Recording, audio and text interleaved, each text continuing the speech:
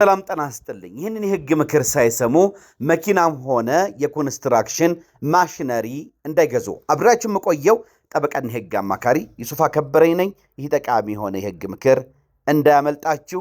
በመንደሩል መኪናን መግዛት ባለቤት ያደርገውታል ወይ? የመንደሩል ተቀባይነት አለው ወይ የሚለውን ጭምር አንድ በአንድ እነግራችኋለሁ። መኪና ወይም ደግሞ የኮንስትራክሽን መሳሪያዎችን ለመግዛት በመንደሩል ውሉን የምታደርጉት ከሆነ ባለቤት አያደርገውትም። ንብረቶ በህግ ጥበቃ እንዲኖረው እነዚህን ከዚህ በኋላ የምነግሮትን ነጥቦች ልብ ሊሉ ይገባል። አንደኛ፣ መኪና ተራ ተንቀሳቃሽ ንብረት አለመሆኑን ልብ ማለት ያስፈልጋል። እንደ ፈረስ ጋሪ ወይም እንደ ብስክሌት ያሉ ንብረቶች በእጅ በማድረግ ከሸጠልዎት ሰው በመቀበል ብቻ ባለቤትነት ሊተላለፍልዎት ይችላል። መኪናና የኮንስትራክሽን መሳሪያዎች ግን ልዩ ተንቀሳቃሽ ንብረቶች ተብለው በህጉ ስያሜ ተሰጥቷቸዋል። ይህ ማለት ልዩ ተንቀሳቃሽ ንብረቶች እስከሆኑ ድረስ ባለቤትነት ወደ እርስዎ ተላልፏል የሚባለው በመንደር ውል ተዋውለው መኪናውን ስለተረከቡ ብቻ ሳይሆን ባለቤትነት የሚተላለፍልዎት ሊብሬ ሲያወጡና የመኪናውን ስመ ንብረት ስሙን ወደ ስሞ ሲያዝወሩ መሆኑን ልብ ሊሉ ይገባል። አንደኛው ይህ ነጥብ ልብ ሊሉ ይገባል።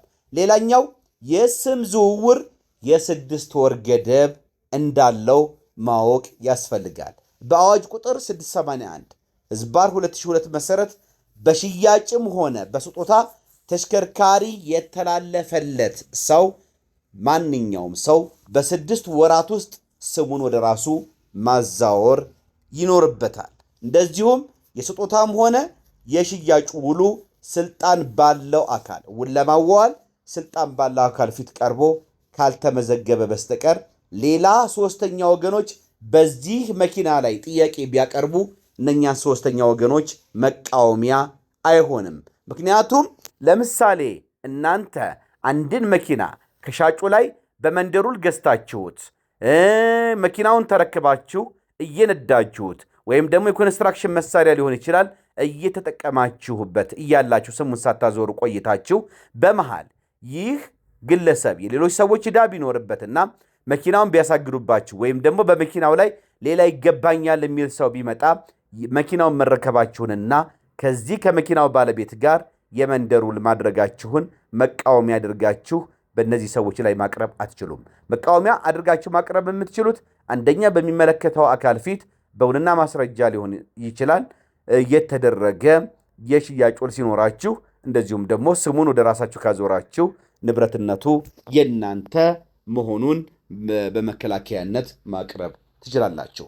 በሶስተኛ ደረጃ የጽሑፍ ውል ብቻውን በቂ አይደለም። መኪና ስትገዙ ብዙዎቻችን በጽሑፍ ተዋውለን ብር ከፍለን መኪናውን ስንረከብ የመኪናው ባለቤት የሆንን ይመስለናል።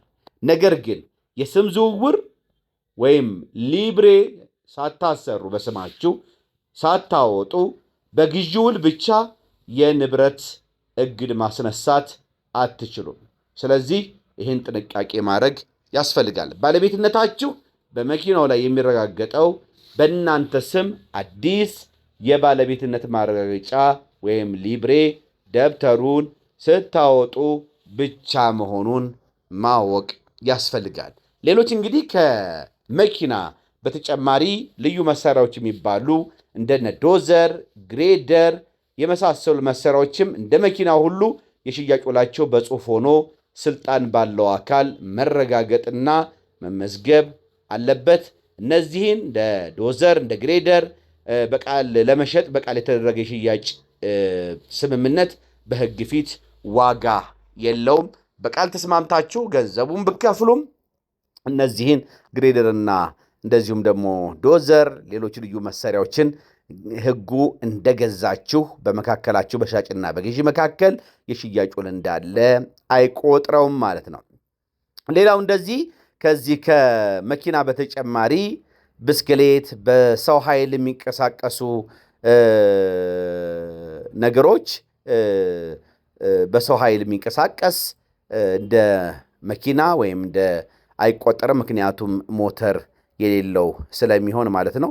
እንደዚሁም ጋሪ እንደ ተራ ተንቀሳቃሽ ንብረት ነው የሚቆጠረው። ስለዚህ ብስክሌት ጋሪ የምትገዙ ሰዎች ደግሞ ልክ እንደ መኪና ምዝገባ ስለማያስፈልገው እሱ ችግር የለውም። የእርሻ መሳሪያም እንደዚሁ ሞተር የሌለው ከሆነ በትራክተር የሚጎተት ከሆነ ተጎታችሁ ማለት ነው እንደ ተራ ንብረት ይታያል እንጂ እንደ ልዩ ተንቀሳቃሽ ንብረት እንደ መኪና አይቆጠርም ማለት ነው። እንግዲህ ንብረት ስትገዙ የመንደሩን ላይ ብቻ መተማመን የለባችሁም። በአዋጅ ቁጥር 681 ህዝባር 2002 መሰረት ህጋዊ ሂደቱን ተከትላችሁ በ6 ወር ውስጥ ስሙን ልታዛውሩ ይገባል። ውድና የተከበራችሁ የፕሮግራሜ ተከታታዮች ይህ የህግ ምክር እንደሚጠቅማችሁ፣ እንደሚያግዛችሁ፣ እንደሚረዳችሁ አልጠራጠርም። በተግባር የሚያጋጥሟችሁን ችግሮች ካለኝ ኤክስፒሪየንስ አንጻር ርዕሶችን እየመረጥኩ ወደ እናንተ የህግ ምክሮችን እያደረስኩ እገኛለሁ። ለሌሎች ውድ ኢትዮጵያን ወንድም እህቶቻችሁ እነዚህ የምለቃቸው የህግ ምክሮች፣ የህግ መረጃዎች እንዲደርሱ ሰብስክራይብ ማድረግ ቻናሉን በቅድሚያ እንደዚሁም ደግሞ የሚለቀቁ ቪዲዮዎችን ላይክና ሸር ማድረግ አትርሱ። ምክንያቱም ጠቃሚ የሆኑ መረጃዎች የሚቀርቡበት ነው ይሄ እናንተ ቻናል የጠበቃ ዩሱፍ የዩቲዩብ ቻናል። ስለዚህ ቻናሉን ሰብስክራይብ ሳታደርጉ የምታየው ፕሮግራም ተከታታዮች ቻናሉን ሰብስክራይብ ብታደርጉት እንደዚሁም ደግሞ ኖቲፊኬሽን ቪዲዮዎችን እንደዚህ አይነት ጠቃሚ የህግ ምክርና ትንታኔዎችን ስለቅ ወደ እናንተ እንዲደርስ ደግሞ ኖቲፊኬሽኑን ኦን ብታደርጉት ወደ እናንተ በየጊዜው የምለቃቸው ቪዲዮዎች ይደርሳችኋል። ወደና የተከበራችሁ የፕሮግራሜ ተከታታዮች እንደነገርኳችሁ እንግዲህ ቻናላችን ከ151 ሺህ በላይ ሰብስክራይበሮችን አፍርቷል። በሀገር ውስጥም በውጭ ደግሞ በአሜሪካ፣ በካናዳ፣ በአረቡ ዓለም፣ በአውሮፓ፣ በእንግሊዝ፣ በጀርመን፣ በስዊድን፣ ስዊዘርላንድ፣ ኖርዌይ፣ በብዙ የአውሮፓ ሀገሮች እንደዚሁም በአውስትራሊያ፣ ደቡብ አፍሪካ የምትገኙ እና ኤዥያ የምትገኙ የፕሮግራሜ ተከታታዮች እጅግ አድርጌ አመሰግናለሁ። በኢትዮጵያም ብዙ ተመልካች ነው ያለን። ውድና የተከበራችሁ ፕሮግራሜ ተከታታዮች ለምትሰጡኝ ምስጋና፣ ለምታቀርቡልኝ ምስጋና፣ ለምትሰጡኝ ማበረታታት እጅግ አድርጌ አመሰግናለሁ። እንግዲህ እዚህ የምለቃቸው የህግ ምክርና ትንታኔዎች ምናልባት አንድንም ሰው በጠቀመ በሚል ነው። እኛ ቀላል አድርገን እያንዳንዳችን የምናስባቸው ነገሮች ምናልባት ለሌሎች ሰዎች ጠቃሚ ሊሆኑ ስለሚችሉ በየትኛውም የሥራ ፊልድ ላይ ያላችሁ ክቡራትና ክቡራን የፕሮግራሚ ተከታታዮች ያላችሁን ነገር ለሌሎች ሸር ማድረግ፣ ማካፈል፣ ማሳወቅ እንዳትቦዝኑ፣ እንዳትሰንፉ ላለሁ አብራችሁ ስለነበራችሁኝና ይህን ፕሮግራም ስለተከታተላችሁ እጅግ አድርጌ አመሰግናለሁ። መልካም ጊዜ እንዲሆንላችሁ እመኛለሁ። ባይ